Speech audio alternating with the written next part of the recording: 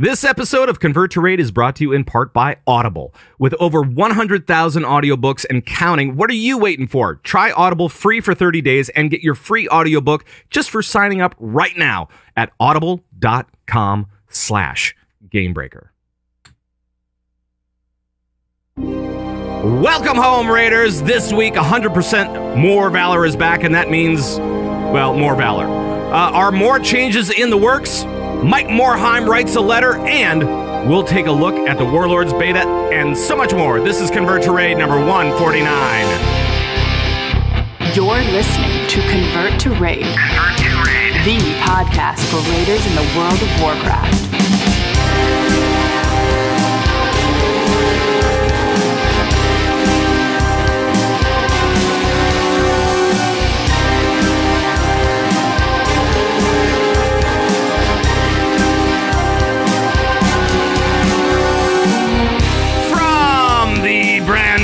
Signals Media podcast power station, of course, Minneapolis, Minnesota. Today is July 13th, 2014, and it is now 11:14 a.m. Central Daylight Time.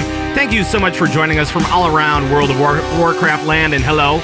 My name is Pat Crane, and I'm also known as Zug around Airy Peak. And really, the last couple of weeks, I have not been raiding. I apologize. Sorry. But maybe these other fellas have. The players are here. Let's go out to sultry Seattle. Sultry, sweaty Seattle? Is that it? Yeah, those are both good fits. It's Darius! Hey, buddy. How's it going? Good. How was your fourth break? It was good. Beautiful weather, no rain, and lots of fireworks. They only sell fireworks for about a week here in Washington, and they're only legal for about a week, so everyone gets it all out of the way. They just go nuts. Awesome. Lots and lots of fireworks. So cool. Well, let's head out to La La Land, to Hollywood, to the Funky Monk. It's Coltrane. Fortune cookies say. Oh boy, right. Forgot about this. How does a druid cut his hair? I don't know. How does a druid cut his hair? Eclipse it. Eclipse it. Like, he clips it, but also the spell eclipse it. That's it. Show's over. That's it. Show's over, everybody. Sorry. We're out of here. Eclipse it. Come on, that's brilliant. Eclipse it. Come on. I'm seeing massive bongos out of the chat room. I'm seeing a lot of zeros. Titan bongos. 100 out of 100. A lot of painfuls. Huge bongos for that one. Sent in by Zaraclaw from Hellscream EU. So thank you very much, sir. Sir. Well, That's thank brilliant. you. Thank you for participating as always. I don't know how we can continue. Oscar says Bongality, Coltrane wins. So I'm seeing a lot of 9 trillion bongos by Dirk Diggs and CTR. I'm telling seeing you. a lot of people that can't do math. Right. So their answers are totally invalid. Yes, no, they're completely right. Huge bongos. So thank you very much, Zaraclaw from Hellscream EU. And if anyone has any more fortune cookies, you can email them to coltranectr@gmail.com. That means he's looking for awful fortune cookies. So please send straight them from the over bottom to of the barrel right here. CTR. Send them on over. Yeah. Oh, Straight from the bottom of fellas. the bottom. Fellas, so we heard a little bit about what happened with Darius on the 4th of July. How about you, Colt? What happened with you? What's been going on with you over the last couple of weeks? Well, I've been doing a little bit of raiding, doing a little bit of grilling and thrilling, if that's really a phrase. Actually, it's terrible. I need to retract that statement. Grilling and chilling, maybe? I don't know. Yeah, grilling and Do the chilling. fortune cookie, but you can't say that. Right. That's where you draw the line. That's right. A little bit of this, a little bit of that, but I have some big news. Oh, big yeah? recruitment news Oh. in regards to a team known as Rectify. Rectify! Rectify! Rectified. Yeah. It is on like Donkey Kong. Yeah. Now, everybody be cool, like Okay. a Cool Ranch Dorito. All Everybody just chill. All right. Now, here's the deal. Rectified is recruiting for Mythic. We are getting going. We are starting it up. You can go to the apps at rectified.com, WRECKEDIFIED.com.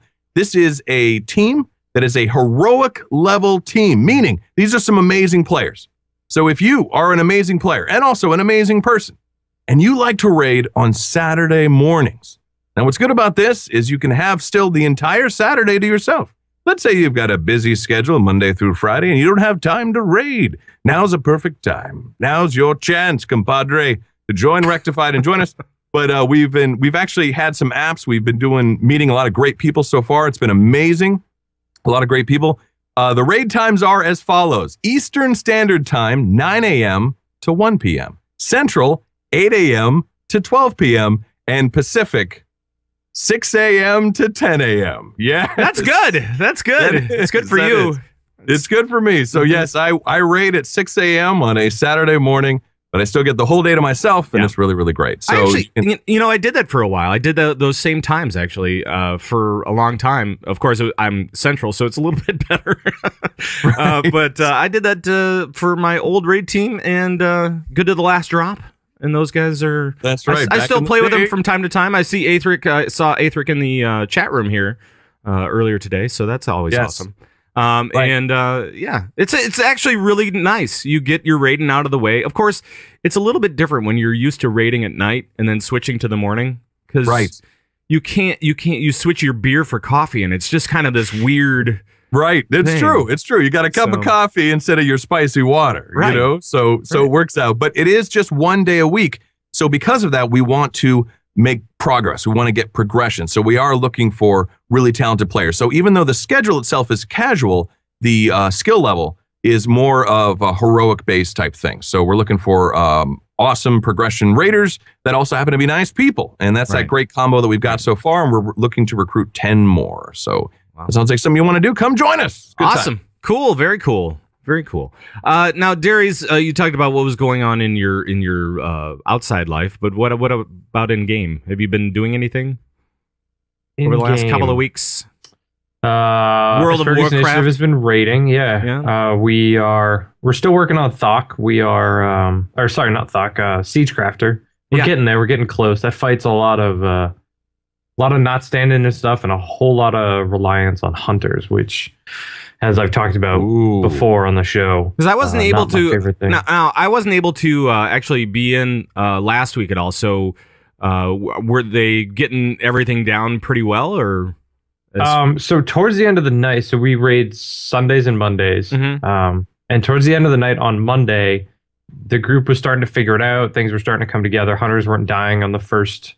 Belt, so we're getting pretty far, and then it just ended up coming down to tiredness because we raid till 2 a.m. Eastern, till the wee hours of the morning. Yes. So at that 1 a.m. mark, people started getting real tired, and that's just that was killing us because we were getting to 40% on the boss, and all we needed to do was just kind of reset, and we would have had a kill. But people are just getting tired, and mistakes were being made. Maybe we should maybe we should switch our hours to 6 a.m. Yes, Pacific. Yeah. Then that way we won't be tired at the end of raid. We'll be tired at the beginning. That's right. First 2 bosses, you're like, oh my gosh. But then you're rock and roll, baby. Then you're good to go. I am sleepy. Oh my god. That's right. Oh man. Well, other than just kind of hanging out in the Northwoods and up in the northern part of Wisconsin and playing Hearthstone as much as the internet that I had would be able to allow. It's like playing on a plane. Yeah. No, it's actually worse than playing on a plane because it shorts out all the time. I was playing all these Hearthstone, these battles 4 points, and it would crap out at the last move that I was going to make, and then I'd DC and lose the game, and it was not fun. But it was the internet connection is why you lost the game. That's what you're saying. That's what I'm blaming. That is exactly what I'm blaming. All right. Just want to make sure. I'm blaming that and Celestalon. Blame, Yeah. blame, Celestalon, Celestalon. I'm sure that he had something to do with it. I'm pretty sure he was monkeying with my internet. Absolutely. That's right. No, I have a couple of announcements. I am looking forward to getting back into it tonight with the guys in Asparagus Initiative. But I do have a couple of announcements. First of all, Minnesota Meetup. Minnesota Meetup is coming down, and people are getting excited. This is what I'm saying to you people, and it's at the very made up place. It's not made up. It's the Herkimer. Still a weird name, man. It's a weird name. I understand that, You'd but it's think not after made all up. this time you would come up with a graphic to spell it out. Well, yeah, Right. you would think so. You should type that up, Herkimer. And it's even spelled weird. Oh, jeez. It's not really. I mean, it's Herkimer, right? So it's the Herkimer, the Herkimer. Yeah, that's And weird. but it's right in the heart of Uptown Minneapolis. We're going to be there on the 26th of this month. It's only a couple of weeks away. I'm so looking forward to it. From 3 to 7 p.m. Herkimer Pub and Brewery in Uptown Minneapolis. There will be games, there will be food, there will be brew, there will be fun, and there will be myself, Jules from Torrent Think Tank. And I think Andrew and Kevin from Super Number One are going to be there as well. And that kind of leads me to something else here, fellas. And yeah, look out, everybody. Here it comes. Because I have another announcement now for you guys that are joining us on GameBreaker.tv. Thank you very much. And we are a part of a couple of different networks. One of them is GameBreaker, and the other one is the one that I've created. It's called Signals Media All-Star Network. The Signals Media All-Star Network. And there's a bunch of shows on there as well. The Converted, the podcast about our guild. Yes. We have My Epic Heels. Those guys are awesome. We have Torrent Think Tank. Those guys are awesome. And a bunch of other shows that don't have anything to do with WoW, but they're really awesome shows, and they're fun, and they're about gaming, and they're about nerd culture and TV and all sorts of different stuff. Nothing wrong with that. Right. And there are more people that are joining the network this month. And I want to welcome Mick Montgomery and Jesse Kobayashi. They are from The Starting Zone. The Starting Zone's been around for a long time, and they've just recently pumped up the volume on that show. So check it out. The Starting Zone is joining us. They also have some other shows. Stormcast, which is about Heroes of the Storm, and Dead Fans Talking, which is all about The Walking Dead. So those guys are going to be joining us. And NPC Cast, which is all about face-to-face games. So these guys work in and around the board games and cards and all that kind of stuff. So they have really great knowledge, and they have a really fantastic show. It's called NPC Cast. And these will be appearing on signalsmedia.com very soon. So I just have to do all the artwork and all that kind of stuff. I've been busy the last couple of weeks. Family and all that jazz, Hearthstone, Hearthstone in the Northwoods. Yeah, exactly. Yes, But those guys are going to be joining us. So a warm welcome from the guys that Convert to Raid to you guys. Welcome. Yay! Welcome to the network. And we hope that you have fun here. And they're good More shows. the better. It's well produced shows too. That's the important thing. Welcome, and we're sorry. Exactly. We're very, very sorry about that. Yeah. All right. Anything to distract our listeners from us is positive. So. Yes. I totally agree with you. Okay. Let's move it along. Now, we have some news before the raiding news, because this has nothing to do with raiding or anything. Well, I mean, it does have to do with Blizzard. Mm-hmm. And the first one is that one of the head honchos, he's leaving. Rob Pardo. Darius, what's happening with this thing here? Rob Pardo is leaving Blizzard. He do we know what he's doing or anything? What did he say? Because it's like I've been gone in the Northwoods. Come on. The exact quote is, after 17 years at Blizzard and with long and careful contemplation, I've made a difficult and bittersweet but ultimately exciting decision to pursue the next chapter of my life and career. So yeah, he is gone. Which I mean, I don't understand. What's better than Blizzard? I mean, we all know that Ghostcrawler downgraded when he went to Riot. So, well, you know, right. sometimes you're just looking for new challenges, and I mean, he did write this big long post in the forums and all that kind of jazz, but it wasn't just that, right? Colt, anything else on Rob Pardo's parting? The parting of Rob Pardo. He's Rob Pardo. He's a big part of Blizzard Entertainment, and he's been a big part of these classic Blizzard games. I mean, 17 years is nothing to sneeze at. You know what I mean? So some of my favorite games has his name attached to it. So anyone like that that's leaving a company like Blizzard, that is a big deal. So I know, like, for me personally, I know the guys, we wish Rob the best. And like you were saying too with Greg Street, it's good to get some new walls around you, meet some new people. It kind of gets you stirred up and crazy again. Or maybe he's just like retiring, you know, and going to the island and kicking back with Mai Tais. Oh, that's what I do. Right. I heard he's moving to Cleveland to play for the Cavaliers with LeBron James. Wow. Oh, well, there you go. Well, there it is. Right. Is that an exclusive? Is that a scoop? That is. Yeah. All right. That's exclusive. You heard it here first. Well, and I know that he was on sabbatical for a while, for the last I don't know how many months. And so he was kind of traveling around doing a bunch of talks, and he got into some trouble over some words that he said. And it wasn't really what he said. It was somebody interpreted to mean something more than it was. That's my opinion. I understand that it was still kind of foot and mouth stuff. But he got in some trouble. I'm wondering if that had anything to do with this decision as well. You know what I mean? Do you think that there was kind of a come to Jesus moment with the rest of the guys at Blizzard, and they went, you know, Rob, you got to get that shoe out of your mouth. Maybe. I don't know. So, I don't know. Someone in the chat just said Rob Pardo got sick of waiting for Warlords. Jeez, that's tough. Maybe that was it. Ouch. Right. I don't know. Woo, that's got some hair on it. I'll tell you that. There's a little bite there. That does. That hurts. That stings. That stings. But I kind of find it coincidental, well, or maybe not so coincidental, that the week that Rob Pardo leaves, we also get this letter from Mike Morhaime. Because Mike I don't think Morhaime, there's a coincidence there.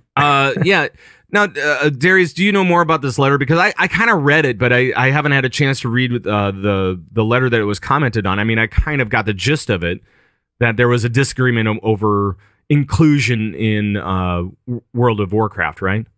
Yeah, so there's someone on the forums that was angry over the character design and things like that in the Blizzard games, and I guess Mike Morhaime felt so passionately about this that he actually wrote the letter himself, an open letter, I guess, or rather, it's a reply to the open letter, right. And he just says,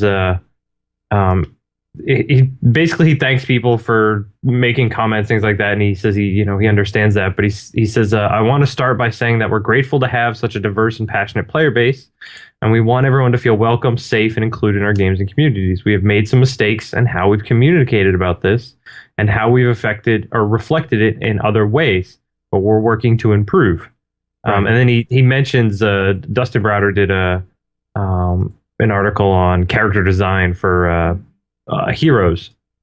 And he says, as Dustin mentioned in his apology for the comments you called out, we take the topic of inclusiveness seriously, and we don't want any of our players to feel we're being insensitive in how we portray our characters. Yeah. Well, and then they did the April Fool's female Draenei thing, and that was kind of a brick moment. It kind of flew like a brick, right? It was not good. Yeah.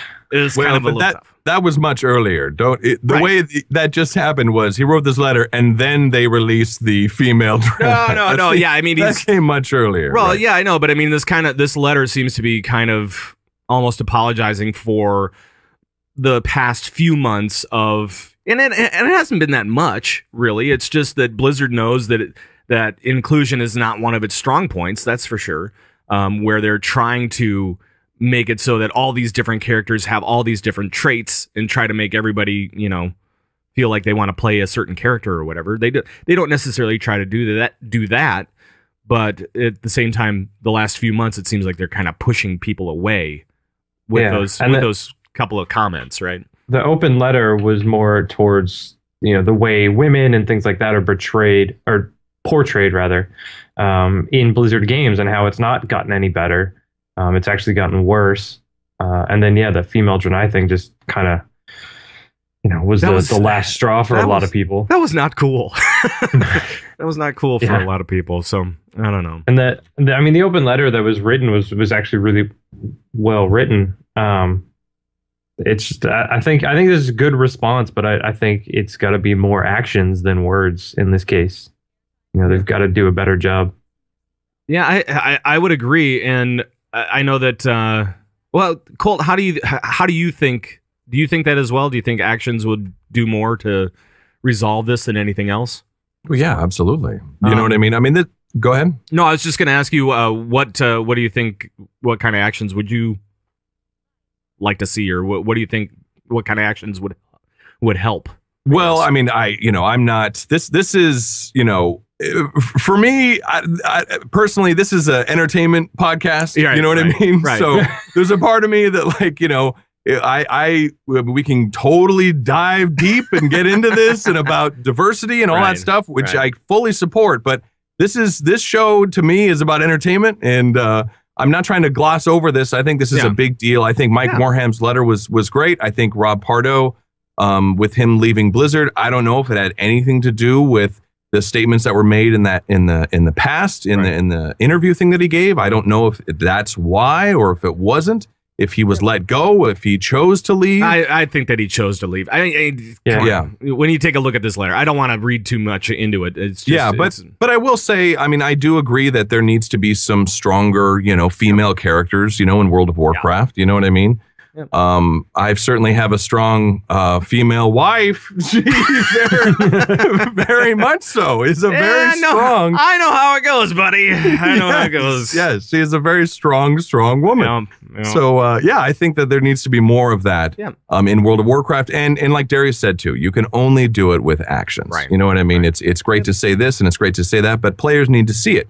They need to see it in game. They need to see this happen. Well, hopefully we'll see some of that kind of develop throughout the beta process in Warlords. I mean, it sounds like some of the storylines are coming together, and we're going to have at least, maybe a couple of strong women characters that are going to be playing a large part in the game. So that's good. Absolutely. All right. Well, let's get to the Raiden news. That was heavy. I know, it was very heavy. Calling all raiders from around World of Warcraft land. This is Raiding News. All right, it's time to check out what's happening with raiding news around World of Warcraft. And first up is the 100% bonus Valor is back this weekend. Yeah. It's tough when it's only a weekend, right? Come on, Blizz. It's Friday to Monday. It's like everybody who's capped for the week is already, they look at this and they go, I know. I understand what you're trying to do, but oh, please. They need to stop announcing it on like a Wednesday or a Thursday too, because anyone that's actually putting in the effort to Valor Cap is doing it on a Tuesday or a Wednesday if they can before they raid. Right. I think what they need to do is make this permanent. Yeah. And stop with this weekend business. Right. Let's make this permanent, Blizz. Let's do it. That would be great. Actually, this is actually going to help me out a lot because I've been away for a little bit. I have tonight and tomorrow to get my Valor all the way up there to the big 1,000. By the way, that's another sticking point. Yeah, but it helps out the casuals like you. That's right. The casuals like me. That's right. Mm-hmm. Now, if only they could increase the cap on Valor. Well, they kind of talked about that too over Twitter, right? Mm-hmm. Oh, they did? Yeah. They did. Segue? A little bit. And Bashiak, it looks like, it sounds like that if they wanted to do something like that would be another patch that they would have to throw in. New code, new everything. I think it's worth it. at this point. Yeah, I mean, I think it it sounds like they're at absolutely least thinking about it, which is a move in the right direction. Yeah. So even the possibility of increasing the cap, on Twitter at least, we're saying increase it to 2,000, and that would be great.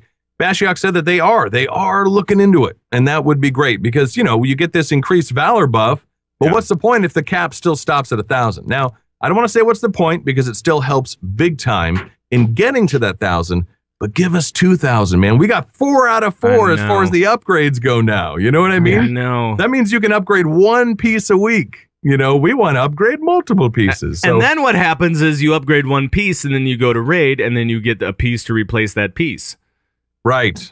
Exactly. Now you get the Warforged version of it or whatever, Yeah, that's exactly just Murphy's Law there. That's just Murphy's Law. But now keep in mind, too, that if they make a big change like this, then are they going to revert it back in Warlords? You know what I mean? Now, keep in mind, in Warlords of Draenor, we are not going to have item upgrade, right? Right. We're not going to have that. So right now, we've got 1,000 Valor caps. So going into Warlords, if they do this change, we will now have a 2,000 Valor cap. I mean, are they going to revert it back? I mean, do they like where the 1,000 is now? Are they thinking so much ahead for Warlords? I mean, I wonder what the mindset is. You know what I mean? What are we going to be able to buy with our Valor in Warlords? Well, and that's just it, right? I mean, it's nobody knows. And I think that they've been saying that they don't necessarily want a lot of like gear rewards for Valor or the upgrades are not going to be there at all. And so it sounds like it's going to be pretty limited to maybe like rep items or something like that. I have no idea. Well, hold on a minute. Now, the chat room here is saying that they are, and our apologies, they're taking out Valor in Warlords of Draenor. They're removing it. Yeah. Well, why You don't knew you this? say something, Darius? You knew this? You I just missed let this in the us notes. Just talk. I missed this too. Why don't you just I've say been something? gone You're for like, 2 weeks. What the oh hell? yeah, no. I don't think this is a new. I think Yeah. this has been around for a long. This is something that they announced at like BlizzCon that they don't like the idea of things like this of Valor. There's no real reason for it. It's they've realized that getting gear from Valor wasn't the right way to go. Upgrades aren't the right way to go. So why have it? Well, first off, we can't be like, well, what they said at BlizzCon means that is for sure Yeah, what we're yeah, going yeah. to True. That's Let's- true. Warlords. Maybe we should talk about that for a second, shall we? Well, because there Yeah. are people that had expectations at BlizzCon that whatever they said at BlizzCon would actually be the thing that actually happened in the game, and that hasn't happened for a number of things. Trying to find the. We've the talked article, about that's why. there are wide sweeping things that they have said like stat squish and all that kind of stuff and new secondary stats and whatever that have kind of come to fruition, but during the development process it's been an iteration as always. right. So But people are up in arms because they're like, at BlizzCon, they promised this and they No! promised that. no, They said this. yes, they did say that, but it doesn't game development. Right. I tell you. That's the only thing just to keep in mind. This is a game that's being Right. developed, that things are going to change, Right. and Blizzard's response is like the lesson we've learned here. Now, this was just one response was we're just not going to say as much at BlizzCon now because Right. everything that they say at BlizzCon, people are taking as promised at fact. You know what I mean? Right. This is what it's going to be. Like, I'm just saying, just take a step back, understand in the development process, how long ago was BlizzCon? We're coming up on the next BlizzCon. You know what I mean? A year later, things are going to change from what they talk about to what actually gets integrated is going to change. It just is. They announced it. Well, the announcement came from like a PC Gamer article or something like that back in January that they were removing Valor, and there hasn't been anything since. So Gotcha. maybe it isn't. Maybe they are going to keep it. I don't know because I haven't heard anything about it since. I know they're getting rid of upgrades. I just didn't know that like Valor is completely gone. But chat room's going crazy over here. And Right. I'm sure you, loyal listener, are listening, screaming in your car or Well, at your desk. well, and maybe Either way, it doesn't help us right now, and I need more Valor. yes, That's right. This is You're true. right. This is true. You're I right. definitely You're need right. more Valor now, and I think that's Yeah. the important thing that we got to You're get right. back to is Thank that you for bringing us back. is You're that right. they are messing with the game now to the point where I am unhappy. That's right. Sarcastard in the chat room said that Pardo is taking all the Valor with him. Oh, that's it. That's what That it is it. That's right. Rob, get back here with my Valor. Give me back my valor. Actually, you know what? Maybe we should remind people about a certain number that's available for them, because I mean we did talk about it a little bit. So why don't we just remind people really quick, and then we'll be back with beta patch notes. How about that? Let's do that. Hi, I'm Coltrane. And I'm Pat Crane. And we are here today to talk to you about a very recent issue. It's an issue that affects most of us, especially orcs. It's a condition called IFOWISNAWOD. I freak out when I see news about Warlords of Draenor. That's right, Colt. And it affects 1 in 5 Azerothians. That's a pretty scary statistic, Pat. Almost as scary as that time I thought Blizzard was going to make garrisons into a daily hub like that of the Golden Lotus. That's right. You really freaked out there. Like, really freaked out. I wet 'ems, Pat, and I have the stain to prove it. No, I mean, I was really concerned for you. It smells. My bet. Oh yeah, sorry. We at the Let's Not Freak Out About News on the Warlords of Draenor Society are looking to help you. Bring us your tired, your poor, your night elves upset they didn't show their updated character models at BlizzCon. We can provide the support and care you need to move on from the initial shock from the removal of reforging and get on with your life. This is Timmy. He was a troll concerned with not being able to learn Flight on Draenor until patch 6.1, and, well, let's let him tell the story. I was first upset when I read the forum posts about flight restrictions in Warlords of Draenor. Now, thanks to the LNFOANOTWODS, I no longer want to push my berserking button and poop everywhere.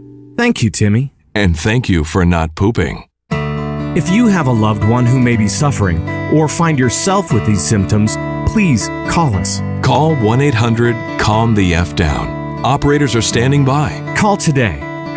I'm not just a founder, but a member as well. Right. Just like when you read Blizzard was removing intellect on leather items. Oh, Coltrane. You just had to bring this up now, didn't you? Call 1-800-CALM-THE-F-DOWN for your free brochure. That's 1-800-CALM-THE-F-DOWN. Burn with fire and poop everywhere! Yeah. Poop everywhere. Wow. It's You re- poo! Yeah. Flaming poo. That's right. That's right. Mm. That was tough. All right. Well, let's now that we've played that one, let's talk Warlords patch notes. Woo!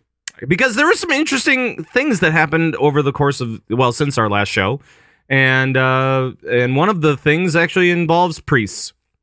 Darius. What's a priest? Right, exactly. You no longer play priest. You play paladin and not a priest anymore. So what do you care? Sad. There might be a reason why Darius might be playing as priest again. Yeah. Well, probably And not. why is that, Darius? I mean, so this is good for Dis Priest though. Spirit Shell is back. They took it out. Yeah. Whoa, hey. Big applause. No, small applause. Big What? applause. Because I don't like this. Anytime that a bubble comes back, I don't like it as a druid healer. Bubble Giant make applause. trouble. Yeah, that's is what right. you're saying. That's right. It's coming back as a talent, level 75 talent. Pretty much the same thing though. Heal, flash heal, prayer of healing, those kind of things. Create a bubble.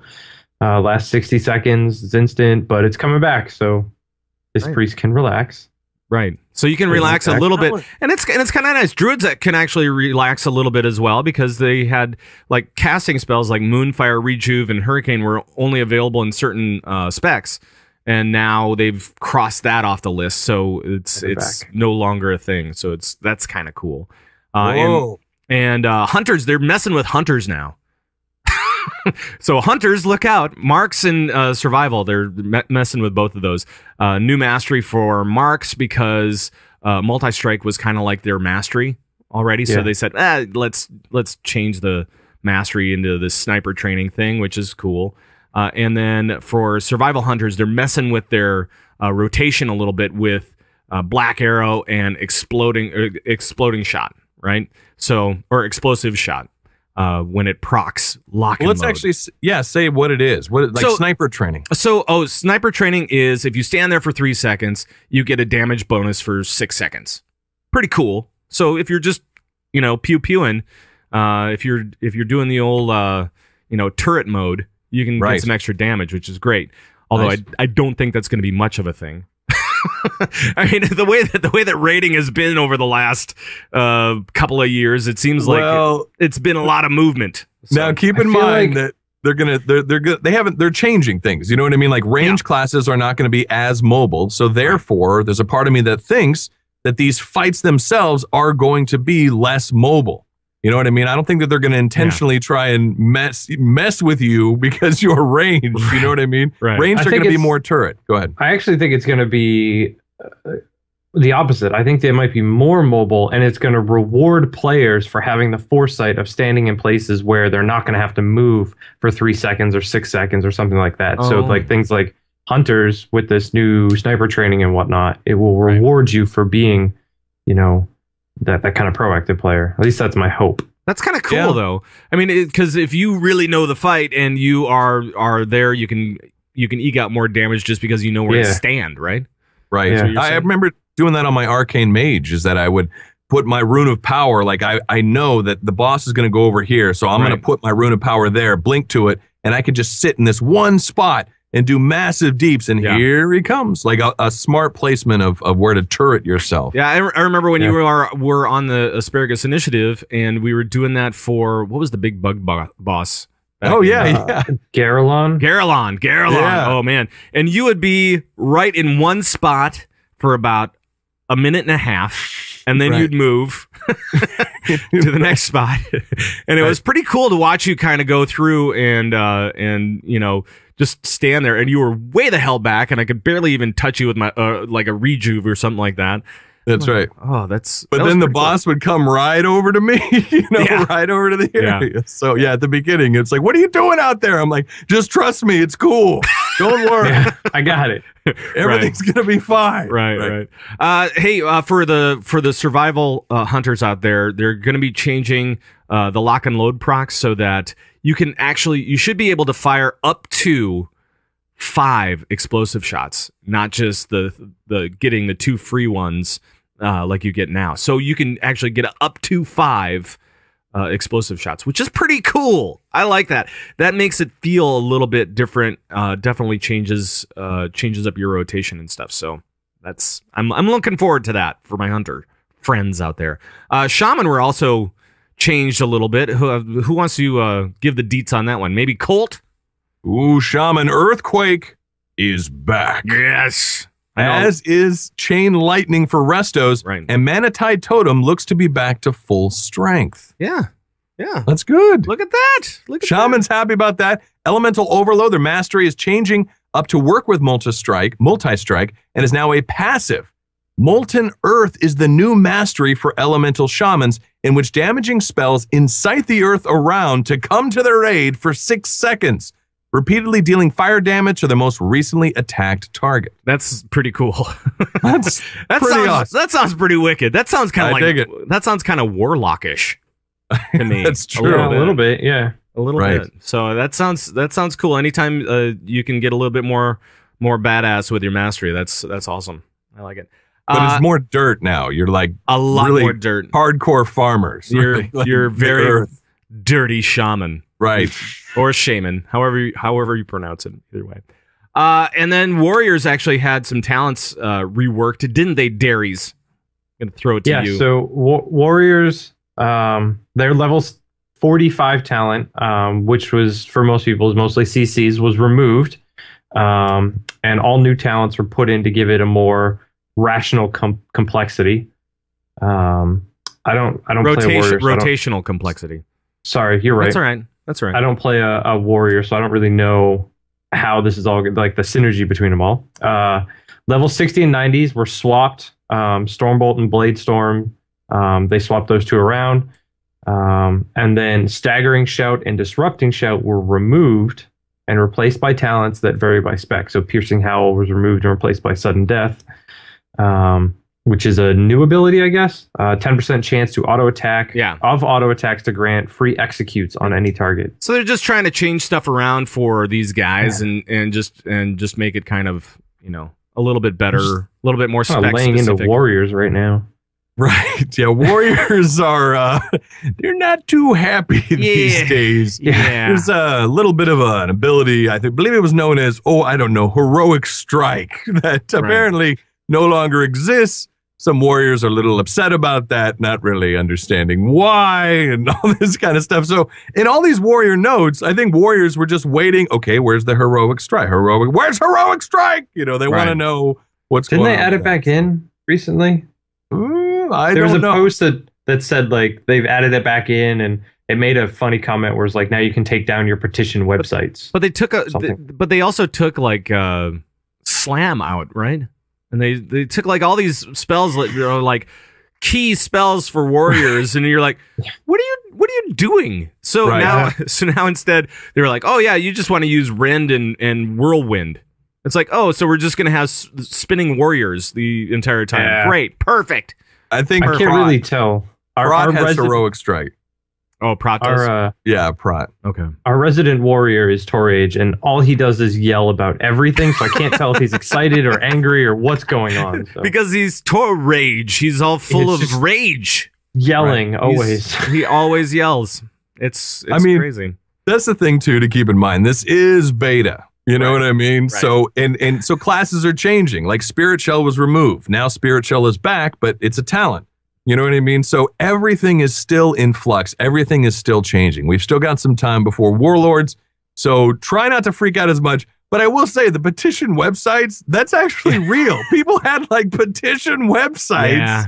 They were going crazy over this stuff. Well, but I get it. Like if, my monk, if like Rising Sun Kick was removed, I'd be like, what are you doing? You like flip and kick? That's like the coolest thing ever, and if they remove that, I'd be upset as well. Here goes Coltrane flipping tables. That's right. All over the place. Flipping them with my flipping Rising Sun Kick. Yeah, I think one of the things that people have to remember is that the forums, while they are there for feedback, especially on the beta and stuff like this, we kind of have to keep in mind that we are actually talking to real people sometimes.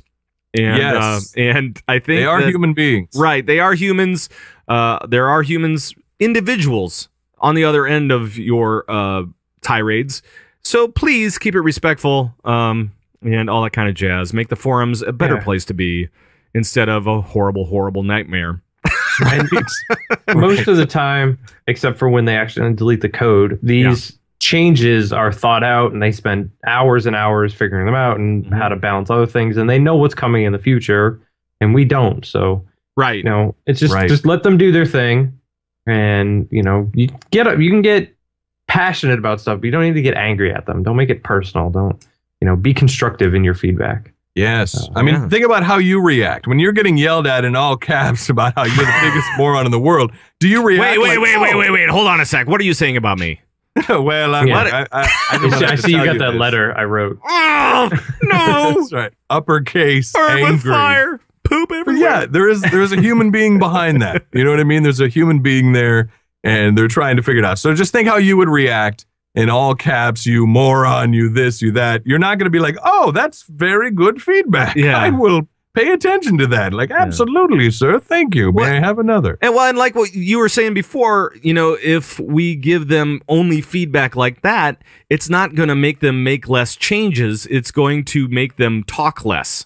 Yes. So we want these guys to talk because we have a show to do.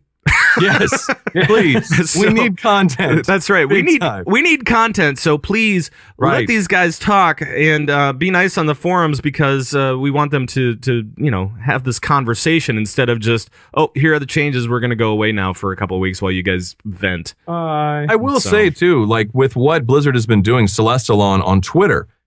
Can't think of any other MMO out there where the developers are actively on Twitter answering one-on-one questions.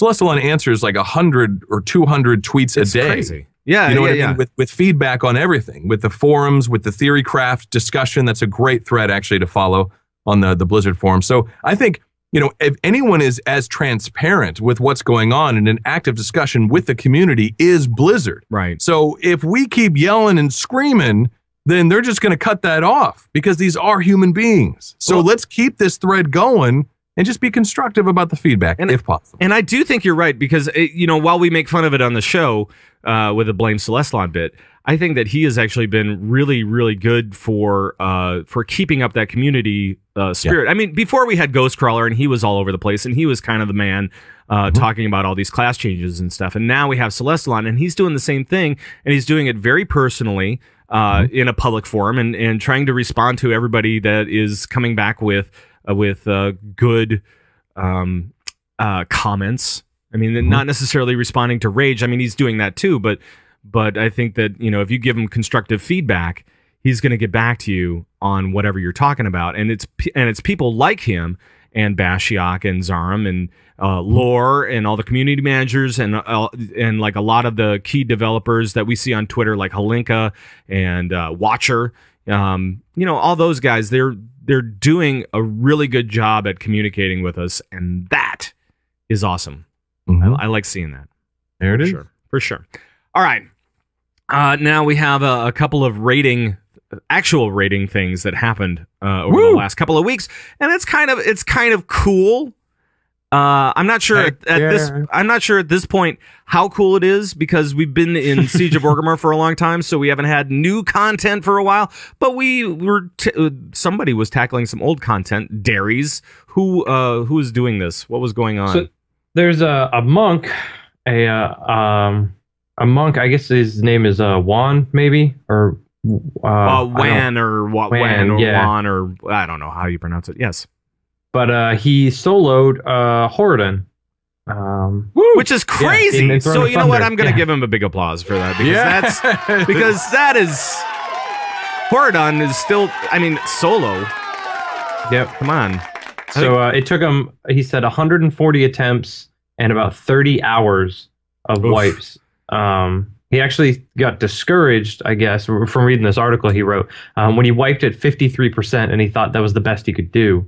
And then he went back and changed a couple things and managed to kill it. Which is wild. So, I mean, this is not. I just get blown away by these guys that are soloing this content. Yeah, cool. And then I shortly after that, a paladin went and soloed Primordius, also in Throne of Thunder. Oh well, so, big applause. There we go. I think we're getting to that point where people have. They've cleared Siege of Orgrimmar, they've killed everything, and they're waiting for more stuff. So they're going back and trying to solo stuff, and doing a pretty good job. It's fun to watch these and see the crazy stuff that people come up with, to get around mechanics or to eke out more damage or things like that. Right. And I've heard of all priest teams, all whatever teams going in to destroy this stuff. So it's like they're really kind of all monk teams, baby. They're beating the crap out of this place. Yeah. There was an all priest team that cleared Throne of Thunder 25 man a couple weeks ago. Yeah, and there's also nuts. I got this. Yeah, I got this. Yeah, it was really weird. They're wearing cloth. I know. Yeah, it's crazy. They used tricks with like fade and stuff like that to actually pass thread around so that. They could handle mechanics and whatnot. It's pretty cool. There's a video of it. One of our that's awesome community members, Sunletters, one of our old healers for the casuals. He was on Asparagus Initiative for a little while. Was in the group that did it. That cleared. Well, of course he was. If there are priests doing anything, Sunletters is in the middle of it. So yep, that's amazing. There is also I got a letter I think after the show last time from Aldarana. Of There Might Be Blood on Drendan US. Just want to write you guys and let you know about the 25-man U.S. Horde all hunter raids that have been going on, and this is in conjunction with Blood Legion as well. So they're doing all hunter runs. They're doing all sorts of different things and just having a lot of fun with this content. And I think that this is what you need to do to keep it fresh, interesting, entertaining for everybody, because we're getting to that point where I'm not getting a lot of loot. I'm not getting a lot of looks at loot that I'm like, oh yeah, that's an upgrade. it's not happening quite so much Right. anymore. So I don't know. Any other It's weird? time to get creative. It's time to get weird. Is what's going on. And there's something too on the Signals Media forums. I know Toxicant, I can't remember what the event was, but it's something similar to what Alone was doing with a member of CTR. There's another event like that on the Signals Media forums on the CTR Guild. I just can't remember the name of it right now. But Well, on what type of event was it? I don't fully remember. I got like kind of the half There's details while I was a at group work. doing Herald of the Titans. Yeah, I think Oh. that's what it was. That's Oh, what it was. yeah. And they're giving away, kind of like Alone had given away, a carry through Siege. They're giving away a carry through that. So you have to have a level 80 tune with, a certain amount of It's- gear, eye levels, but I think it has to be under 232 or something like that. Mhm. So that's That's awesome. Yeah. So yeah, that's what it was. So thank you, Darius. Thank you. there we no go. problem. There we go. All right. Now I do, before we get into the next little bit that we'll be doing, I need to talk about Audible, a sponsor of our show. Thank you. And Audible, you can try Audible free for 30 days. Get a free audiobook just by going to audible.com/gamebreaker. And if you haven't tried Audible yet, I don't know why you haven't, because it's really awesome. So I was doing this thing this week where I was traveling quite a bit. I was in the car a long time, probably, let's see, I think it was like 7 hours of car time. How do That's you? a lot. So I mean, it's just me, the wife, and the little puppy who Whew. was sleeping. Thankfully, I can't imagine the puppy's very good for conversation. no, not really. And so especially after the first hour in the car, you're like, oh boy, this is getting. You play the alphabet game and you're done. So Right. And the so- car smells like farts. Right, exactly. So instead of doing all that, why not do something a little bit more entertaining, more interesting, and grab your iPhone or whatever and just play down a book. It's really great, simple, easy, and Audible has over 100,000 titles, and it's always growing. And they've got lots of sci-fi. They've got lots of other stuff. But recently, I got into the Game of Thrones books. Ooh. So I'm going to play down some of the Game of Thrones book. This is from A Song of Fire and Ice, book 1. Khaleesi! And I've been watching the shows, too, so it's kind of like I'm doing both at the same time, but this is cool. So listen up. Here's a little clip from the book. Garrett had spent 40 years in the Night's Watch, man and boy, and he was not accustomed to being made light of. Yet it was more than that. Under the wounded pride, Will could sense something else in the older man. You could taste it, a nervous tension that came perilous close to fear.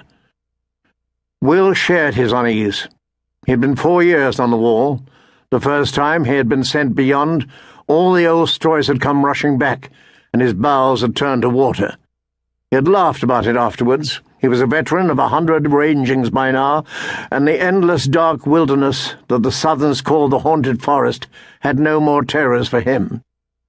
Until tonight. Oh! So look out. Yeah, and... Hodor! And so yeah, it's a very entertaining book. It's really great. I spent hours listening to this on the trip, so it was awesome to have this. And you should check it out as well. So go to audible.com/gamebreaker. Try out Audible free for 30 days. Get a free audiobook. Check it out. If you're listening to podcasts, man, this is an easy thing for you to do. It's really great. Like it a lot. Okay, now let's switch up and let's talk garrisons. Woo! Let's talk a little bit more Warlords of Draenor. Yes, sir. A little bit more WoD. God. No, not WoD. No, it's not. It's not WoD. But since our last show, now Wowhead is actually wowhead.com. If you guys haven't visited Wowhead recently, go there, please, because they have this whole in-depth garrisons thing. We're going to be talking about some of the stuff that has been data mined with help from those guys in the beta right now, and we'll take a look at some of the details. And we're going to be talking about buildings today, because these buildings are actually kind of different, cool, whatever. So let's take a look at the buildings found in garrisons, hit some of the details, but make sure to go over to wowhead.com, check out the entire thing. They've got like this thing where you can like build your entire garrison. And you can like look at it visually. It's really great. I don't know if you guys saw it, but Yes, it's awesome. very cool. All right. So some basics about garrisons. Woo. Some basics about garrisons. There are a number of different types of buildings. There's a small, a medium, and a large. Now, the small ones are for your profession type things. Your mediums are for mainly helping out your production of your garrisons, and your large ones are for your followers. Okay, and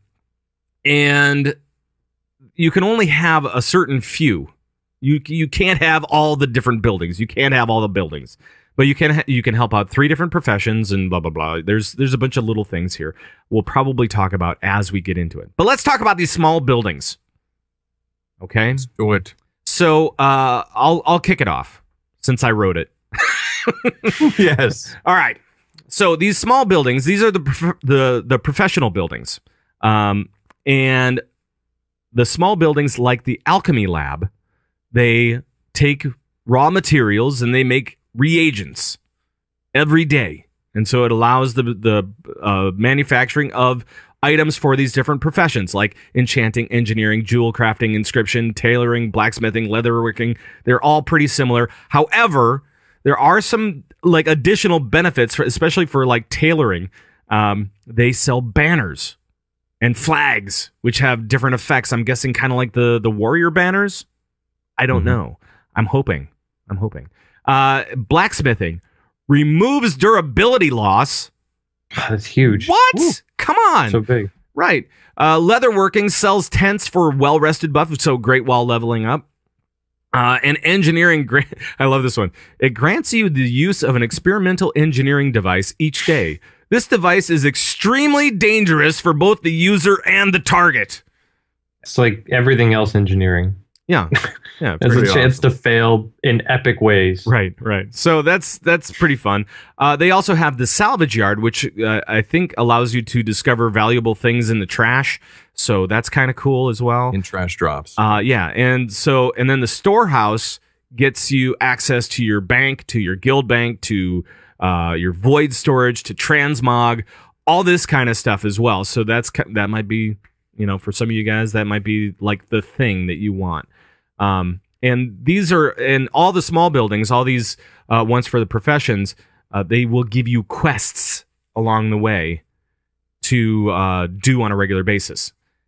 It's kind of like a questing hub for professions. I don't know. What do you now? It sounds like these quests you can have like up to 5 at a time. These aren't necessarily dailies, but from what you're seeing through this process, it doesn't really sound like it's going to be that painful. Doesn't sound. I don't know. I don't know. I mean, we'll find out. But so far, it just seems like it just adds benefit. Right. You know what I mean? It makes life easier. It improves quality of life. Yeah. So that's fun. That's good stuff. You Yeah. know what I mean? As long as I'm not getting like hardcore rep weapons and armor, then I don't feel required to do it. You know what I mean? I don't feel required that I need this engineering device that I can use each day that may kill me. Right. Or kill that's just cool. Right. So it's just like a fun little things. You know what I mean? And it's quests. I mean, you got to have some kind of questing at some point. So I mean, it's not going to be. I don't think it doesn't sound like it's going to be Miss Pandaria 5.0. No. So that's what I was worried about. But then I called the hot number, the PSA number, the hotline. Yeah, the hotline. Yeah, you got to call the hotline. Now, Darius, do you want to take medium buildings for us, please? Sure. So for medium buildings, we've got the barn. Mm-hmm. It allows you to capture animals for rare leathers, furs, and meats. That's pretty cruel. Wow. Yeah. It's That's really horrible. terrible. PETA is going to be after these guys. It's I heard they got Nessingwary. I heard they finally got him. they captured. That's what I heard. They caught him, and now They finally got him. He's in jail now. Yeah. Mm-hmm. Next, we have the Inn, which recruits random followers each day and unlocks lucrative treasure hunt missions. That sounds fun. I mean, that actually sounds pretty cool. I'm excited for that. Yep. Lumber Mill calls in allies to harvest trees for garrison supplies and more. It's with that one. It was really funny on the Wowhead site. It said that for each level, I mean, you can level up 1, 2, and 3, right? And so for each level, that's all it said. So that's all it is for right now. I'm sure they're I'm working excited. on it. I'm envisioning like in Warcraft 2 and 3, where you've got a bunch of peons that are just chopping down trees and clearing the way. That's what I'm envisioning here. Okie dokie. Yeah, exactly.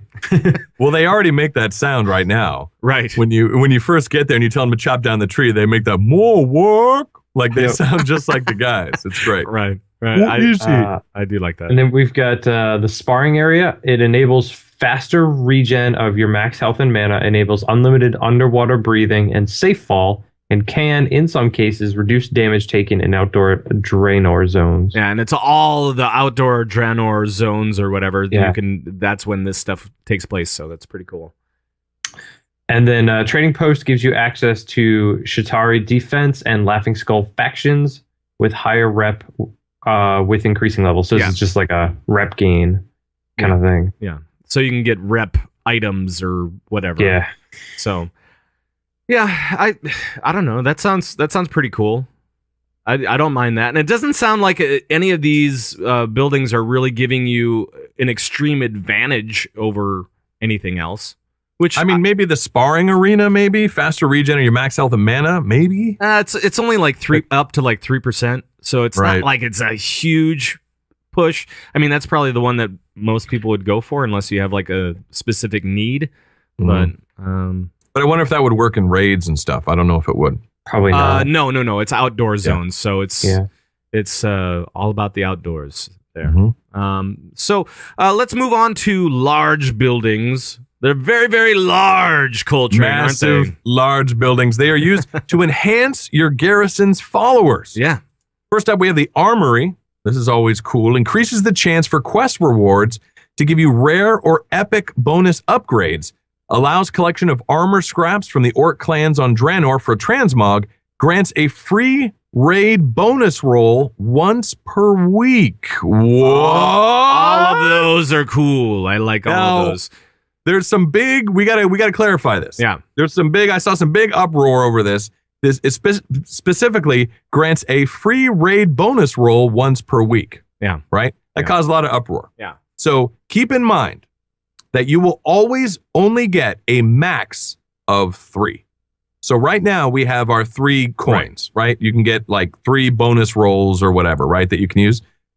So this is just adding to that. So no matter what, your max is going to be 3. So you can choose to, I don't know how it is that what we're gonna do to get these up to 3, but it's still up to 3. So this is just one way. Right. So you only have to do 2 others versus the third. Because they did say that that we'll be doing this more individually instead of like one giant quest where we will get 3 bonus rolls. We're gonna actually go for them individually, and this is one of the ways that you can do it. So there. So it's not in addition to, because everyone's like, well, this is mandatory. I have to do this. Like, what the heck, Blizz? And it's like, no. This is just, it might make life easier. You'll have less other stuff to do, but it's still caps. Yeah, exactly. All right. Moving on to Barracks. Barracks unlocks missions with higher XP rewards, increases your follower limit by 10, allows you to instantly complete 1 mission per day. That's nice. That's cool. That's nice. That's cool. It doesn't sound game-changing again. None of this sounds particularly game-changing. It sounds interesting, though. Right. Now, instantly complete 1 mission. Most of these missions right now that we're seeing are like 30 minutes long. Yeah. So in 30 minutes, your mission will complete. Like with the Barracks, you'll be able to complete that 30-minute one instantly. Right. So that's kind of cool. Yeah. Mage Tower unlocks portals to Ashran, Talador, Gorgrond, and Nagrand. Again, that's kind of cool. Yeah. Get around town a little bit easier. Yeah. Stables. The old stables reduces chance of being dazed on a mount. You can remain mounted while interacting with objects. Increases in mount speed in Draenor by 20%. That's cool. So you can remain mounted while interacting with objects. Yeah. Yeah. So you can farm and do all that kind of stuff. Look out, druids. As long as you're outside, you can do it. So that's pretty cool. I like that. Exactly. Pretty good. For sure. Next up is Workshop. This is the last one here that we've got listed. Unlocks a personal engineer that attaches rockets, mines, and speed boosts to your mounts. Access to a jetpack and allows the creation of a siege vehicle once per day. That's cool. That's awesome. That's cool. awesome. I like anything with cool little engineering stuff. I'm all over it. That's awesome. Right. I like that. I mean, a jetpack, that's just sweet. And adding rockets to your mount, I mean, come on. Right. I mean, come on. Right. That's Anytime you add a jetpack to anything, it's a win for me. Automatically much better. Yes, Yeah, right. I would agree.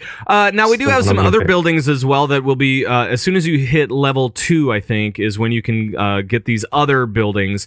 And one of them is a fishing hut, which is essentially a fishing quest hub where you can catch various fish in your garrison waters, increasing with each level that it's progressed. And then we also have a farm, which is, well, it's a farm. It's what you do, right? It says it's very similar to the current farm in Pandaria. It sounds like it, yeah.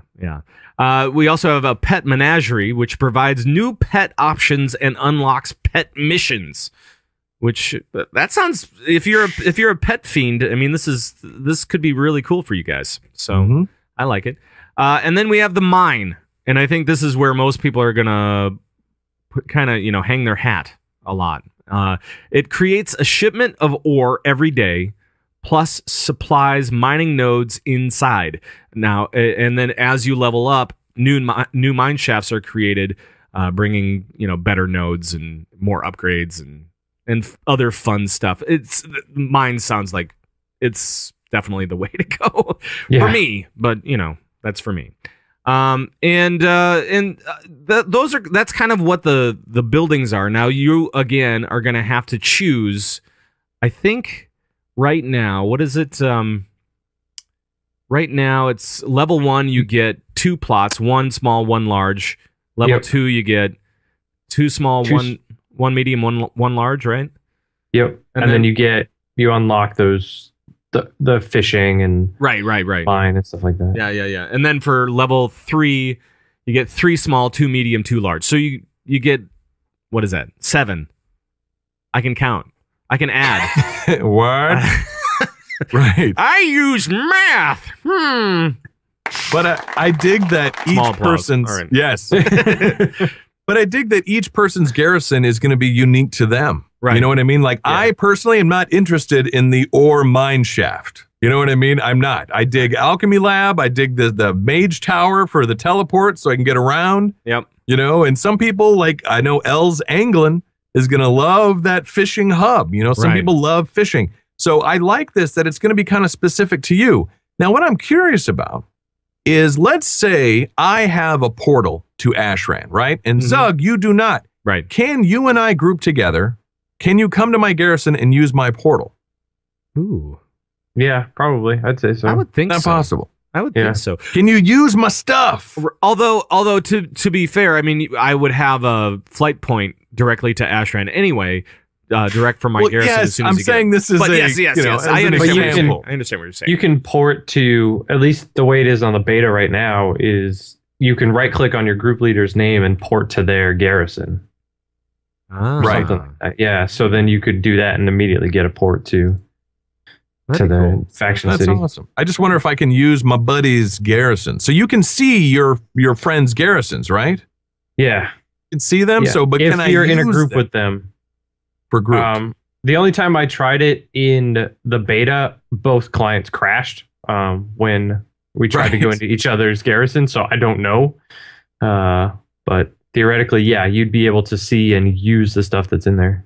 That's interesting because that could open up a whole nother thing where a guild or a raid team could set up their garrison so they have everything at each garrison. Right. You know what I mean? Like, all right, I'll cover fishing and Mage Tower. You cover mine shaft and this, and we'll use each other's garrisons for max benefit. You know what I mean?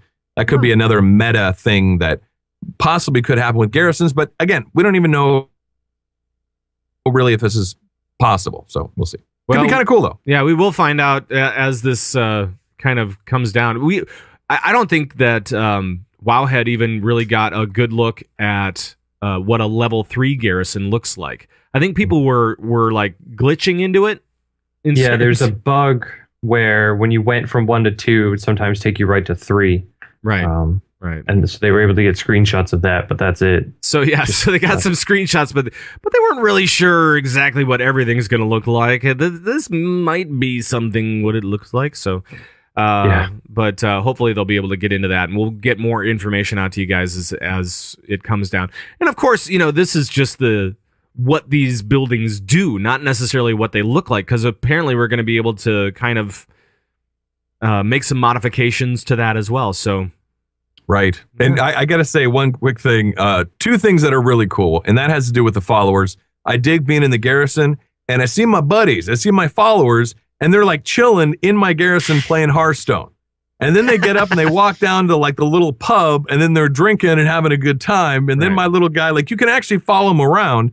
And Wow Martian, or Wow Martian, Martiean, did a video where there is a hat that you can buy in the game. Now, he did this on the Horde side, and your followers will follow you into a conga line behind you.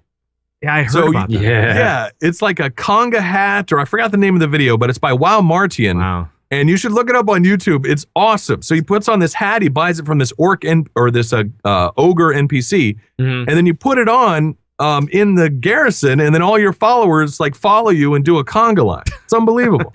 You know what I was doing? I was actually trying to step in front of my different NPCs that were just kind of like walking around, just doing whatever they do.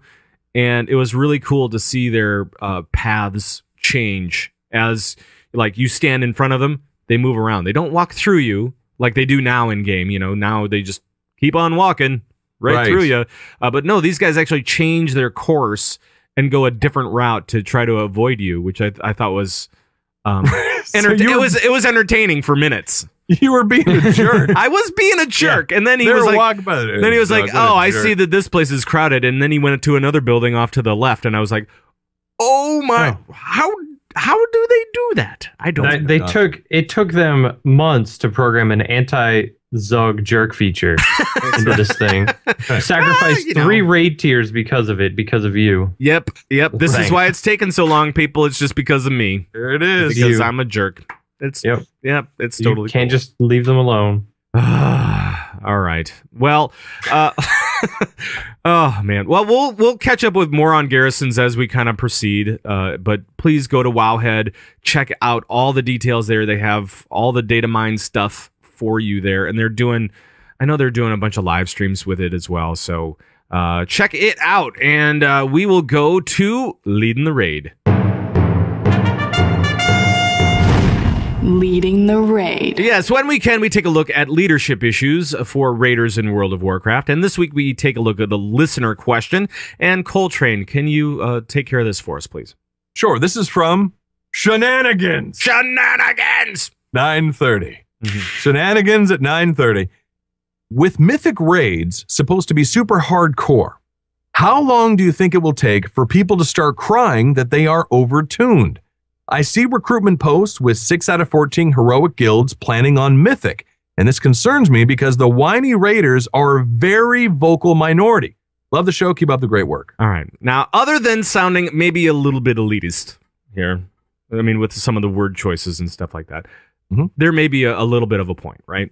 So, how hard do you think Mythic is going to be, and how successful do you think teams are going to be? And if they're not successful, what can they do? We see a lot of people kind of gearing up for Mythic. You guys are over at Rectified are gearing up for it. We've geared up for it over on the Asparagus Initiative as well. So what do you think, guys? Darius, maybe I should throw it to you. How hard do you think Mythic is going to be come Warlords? And how are people going to deal with that? I think Mythic is going to be pretty difficult. And I think people are going to be in for a shock. Guilds that are, only a couple of bosses into Heroic and think that they are a true Heroic raid team, and then are going to jump into Mythic and they're going to hit a brick wall. I think that is the point of Mythic raiding, is they're going to make it harder. They're going to tune it for these the guilds that want this challenge, that want this to not finish raiding after a month of raiding and have cleared everything. They're going to want to make it harder. They're going to want people sticking around and attacking these bosses for months and months and months. And they've given plenty of options less than this to sustain the guilds that aren't clearing all of Siege of Orgrimmar before 6.0 hits, things like that. And I think they've all but said that by renaming normal to heroic. This is now your heroic rating. Mythic is your top 1% type of rating. And I think this caller, this writer rather, is pretty correct. We're going to see a lot of people getting really angry that their raid team, which has not been honest with itself as far as their skill level, hits Mythic and just hits a brick wall. Gotcha. So, I mean, as far as like them not being honest with themselves, do you think that people need to take a step back and really kind of decide how they're going to do things? I mean, going Mythic is definitely a path that, that's the greatest path, right? I mean, that's the best path you can hope for, but not everybody wants to be in Mythic. Everybody wants to clear everything and finish everything. That's as a raider, that's your goal. But I think, like I said, these teams are not honest with themselves, and they need to start being honest with themselves. But this is the internet, so that's probably not going to happen. Wow. So I think they're going to hit this serious wall, and they're going to get angry and frustrated, and they'll take it out on each other, which is not fair to the people in the group. Right. And I don't think this is Blizzard's fault. I think this is what Blizzard wants. They want Mythic to be very difficult, and that's the way it should be. There's lots of levels of different rating out there for everyone, and if Mythic isn't for you, it just isn't. Right. Colt, how about you? What are you thinking along this for this question? Well, a couple quick questions. One, Bay from Final Boss TV is saying that Mythic is heroic difficulty. It's just renamed, essentially.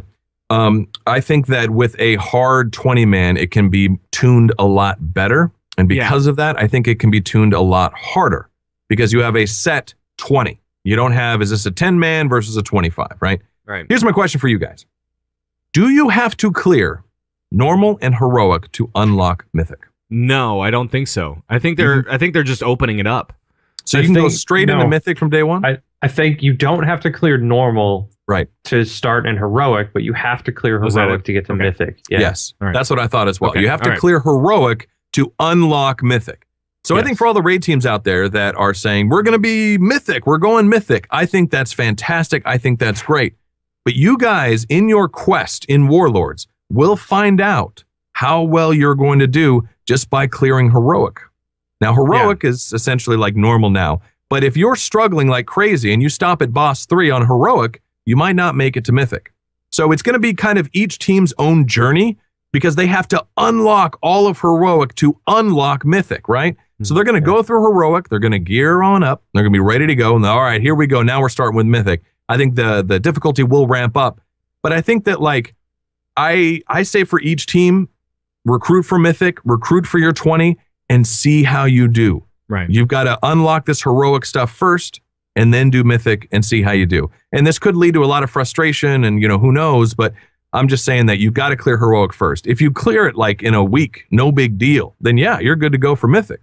Right. But that's how raiding content is. You know what I mean? You're going to hit a wall. You're going to bang your face about it. The thing is, though, like Heroic Gary, I know a lot of guilds and a lot of teams disbanded because of Heroic Gary. In fact, some I know disbanded because of Heroic Siegecrafter. Right. So, but that's something that's just going to happen. That's just an unfortunate part of it. But I say for all the teams out there, go for it. See how you do on the heroic difficulty. Unlock that bad boy and then head into Mythic. And you should be fine. But to answer the person's question, how long do you think it will take for people to start crying that Mythic might be overtuned? I think a week immediately. This is the WoW community. It will be the minute they see it. Right. I mean, it's a funny thing because, like, I remember the Burning Crusade, or no, not Burning Crusade, the 5-mans that started out in Cataclysm. Okay. Everyone was screaming about how hard they were, and it's so hard, and we're having to use CC, and what the heck, Blizz? So in Mists of Pandaria, they're a lot easier. And now when everyone's going, this is way too easy, what the heck, Blizz? So in Warlords, supposedly, they're going to be a lot harder. Now in the beta testing right now, there are some mechanics that will one-shot you. in these dungeons. So they are harder. I think it's just going to be like it was in Cataclysm. That's my prediction. I think people, they say they want harder content. As soon as they get in that harder content, they scream, Blizz, this is too hard. So that's just kind of how it is. And I think you brought up a good point that this is not going to be necessarily tuned harder than heroics. It's going to be tuned better than heroics are right now, because you don't have that hard 20 number or whatever. You're not saying, well, we expect there to be basically 2 of every class coming through these doors. So you should be able to deal with all these different mechanics that we have that are going to be thrown at you. And that is going to be one of the key factors to people being able to survive this. So as you're building your team, keep that in mind. And also keep in mind that, as you work toward getting into that mythic content, normals, heroics, those are flexible.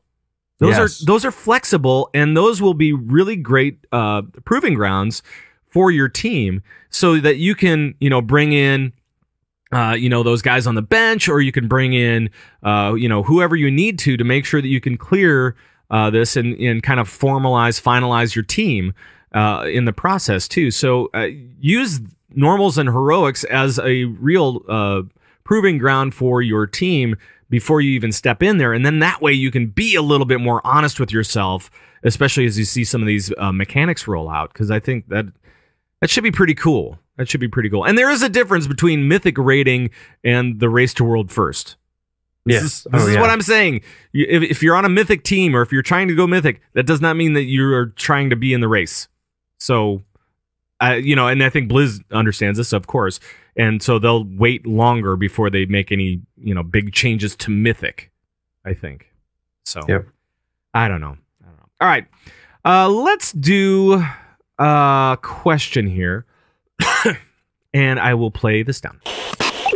We've got mail. We do. And if you have a question about anything for us about raiding or, whatever, just let us know. We'll try to answer it on the show. Our email is converttораid@gmail.com, or call our raid line 612-787-RAID, or you can join us during the live show. Flag us down.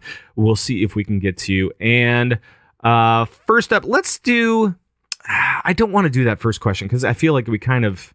we just kind of answered that one. Now let's do the second question. Dairies. Let's do that. The second question is from Jaguara. Sure. From Laughing Skull US. Sorry, I butchered your name. I'm sure. Okay, there you go. I have a concern I'd like to raise about the upcoming expansion. Do you think Warlords has gotten worse reception by fans during pre-release period compared to Miss or Cataclysm during their pre-release period? I've been playing since late Wrath, early Cata, and although I've never seen reactions to each expansion launch prior to Miss, I feel that this would be the most controversial launch yet. While I love the show and have listened to it every week since around episode 119, I feel your responses are the opposite of what the community has thought, and feel like there's a lot more hate from the community than the norm. Apologies if this question is on the long side. What do you think about all this? P.S. Need way less fortune cookies. No, he said more. No, that's... He did say more. He did say more. Yes, he did. I am not agreeing with him, but he did say more. My mouth physically prevents me from saying that phrase. Right. Okay, so we're talking about perception here of this release, the pre-release period, as opposed to other ones. Coltrane, do you feel like this has gotten more negative pre-release jazz going on with it, or well, what? The natives are restless. Yeah. The natives are restless and they are angry. Yeah. And to their point, this has now been quite a while, and we've still got quite a while to go. Yeah. I believe, Siege of Orgrimmar has been out for a good chunk of time. Yeah. And players are getting anxious for this new content. So because of that, because Siege has been out for so long, because Mists of Pandaria has been out for so long, people are getting antsy. So you've got that, right? You got a lot of the rage and all that stuff. Number two, there is ability pruning. There is a lot of changes to these classes in Warlords. There's a lot of change with Warlords. And some people are viewing that as good. Some are viewing it as bad. That's also going to cause a lot of controversy. So I think with the length of time that it's taken through Mists and through the latest raid of Siege to Warlords, plus all the changes that are going into Warlords, I think that, yeah, I agree. I think that I've seen the most petitions online. I've seen the most, of the community in an uproar than I have in previous expansions. But I wonder this, is it only going to get worse as the years go on, right? And the newness of World of Warcraft fades, right?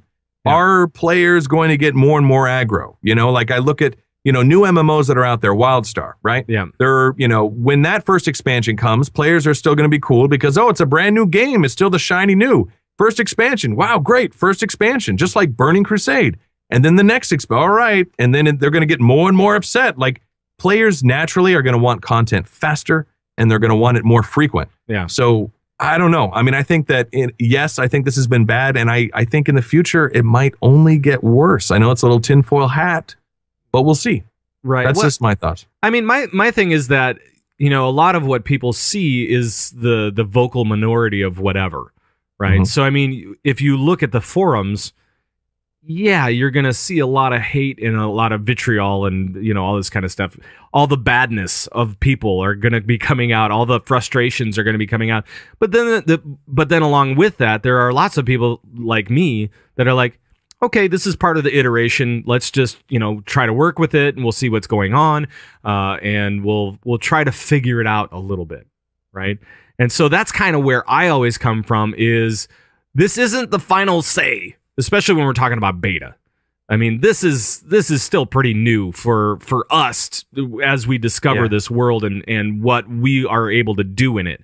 So I think that there are a lot of people that jump to conclusions, like the whole jump to conclusions thing about World of Warcraft going to, PS3 or whatever the hell it consoles. was. Yeah, consoles. And it's like come on, guys. It could just be a mistake, Yeah, maybe we don't jump to. Maybe we just don't jump to a conclusion right away. Maybe we just kind of wait. Just take a breath. I don't know. And I've mentioned this before, and we might have even mentioned it this show. But it's the developers and the Blizzard employees having a direct line to its fans. It's a double-edged sword. It allows them to interact with us, but it also means that a lot of these people think that they have a right to voice their loud opinion. They do have a right to voice their opinion, but sure.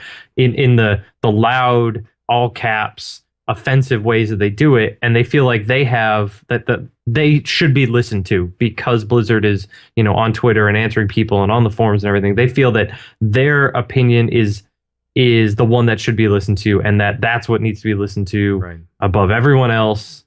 It's not to say people shouldn't have criticisms, because they should if things aren't going well. If we're taking, or if they're taking 6 months to a year to release an expansion when they said it was going to be out much sooner, yeah, you should be upset about that. But the way people are going about it, and the fact that everyone is doing it now. I think we're just seeing the people that thought it before now typing it. But again, it is the vocal minority by far. I would think so. If you just look at the number of people actually subscribed. Yeah, and in talking to my friends, it's like, that we're all kind of frustrated with, some of the timeline stuff and whatever. Yeah. And maybe some of the little things that are coming out, we're like, I don't really like that change, or I don't like this. But overall, I think that they're trying to do what's best for the game, and so I'm going to support them in trying to figure that out, whatever that is, because I like this game. I want it to work. I really hope that they find stuff. So I'm going to make sure to be as constructive as I can in my feedback with those guys, and yet all I see on the forums is maybe not so much. Right. No, it's true. To this writer's credit too, I am frustrated that WoD isn't out yet, that they released Throne of Thunder and Siege of Orgrimmar too soon. I'm personally frustrated about that, but I also have faith in Blizzard and their ability to release a game when it's ready, and it will be an amazing game. So I'm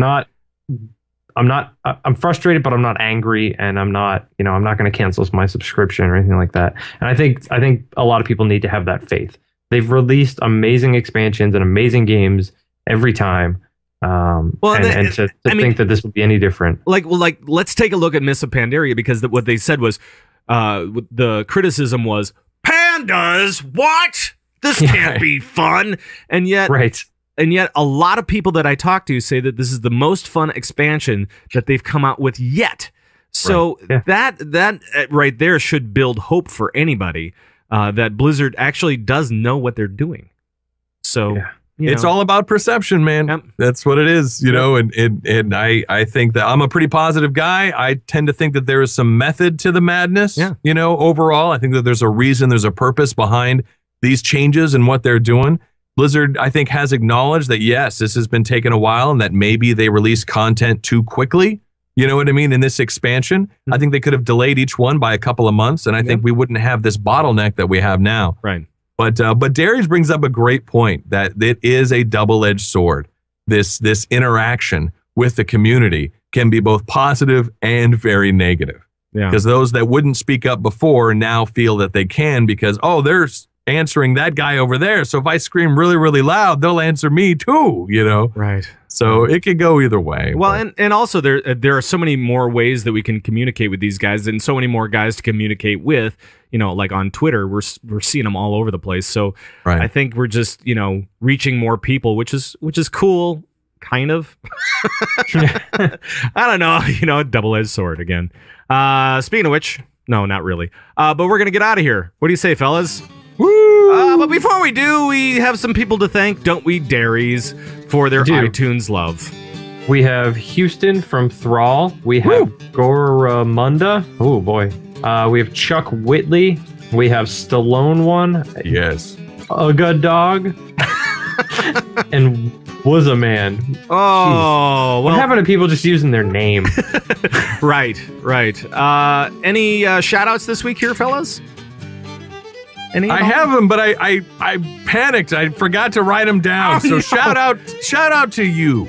Right. Shout out to you, person. You know what you did. You know what you did. It was really cool. Yes, and shout out to you. Right. Yes, Right. you. And again, I just want to give a big shout out to all the new shows joining the Signals Media mega site, I guess now. Absolutely. Right. So big shout out to The Starting Zone, Stormcast, Dead Fans Talking, NPC Cast. All four of those shows, very excellent. I suggest that once they are up on signalsmedia.com, you go visit them and actually go find them right now. They're in iTunes and all over the place. So please go visit them. And with that, I think I get to finally bail on the music. Wait, are you just gonna bail out? Just bail out of that? Yeah. I was listening to that. Yeah. No, I'm just bail gonna out? I'm just gonna bail out on that, and I'm gonna play. Let's see, this one. Ooh. Yes. Now we cannot do the show without you guys. Thank you so much for taking the time to rate us on iTunes. Thanks for the feedback. Thanks for all the questions this week that we didn't get to. And please feel free to join in on all the conversations we're having all the time. Now you can email us at convertraid@gmail.com. You can call us and leave comments and questions on our raid line, 612-787-RAID. That's 612-787-7243. You can follow us on Twitter at ConvertToRaid or even individually. Isn't that right, Colt? That's right, Pat. You can follow Pat Crane at Pat Crane. You can follow Coltrane at _Coltrane, and you can follow Dairies at BoredMind. That's right. And join the Bazooba Guabo Nation by heading over to converttoraid.com, where we have downloads, forums, tons of links for raiders, videos, all kinds of stuff, and it's all over at converttoraid.com. We actually, you can actually join us over in the beta too. Isn't that right, Dairies? Yeah, we have over on Lost Isle, the PvE server, we have the Convert to Raid Guild. It's just Convert to Raid. Convert to Raid. And no nothing after it. Right, so you can feel free to join us over there as well. That's cool. I like that. And our live feed and video shows also over on GameBreaker.tv. Please make sure to watch, like, comment, share, subscribe. I don't know what else you can do with videos these days as far as watching them and liking them and stuff, but do it, please. And the audio show, yes, I can talk, is available on Stitcher, the BlackBerry Podcast Directory, iTunes, all sorts of places like that. And that is going to be it for the show. We hope you had a good time and learned some stuff along the way. Thanks for tuning in. We'll see you on our next show next week at our regular time, Sunday, 11 a.m. Central. And for all the guys that Convert to Raid, goodbye, everybody. Bye-bye.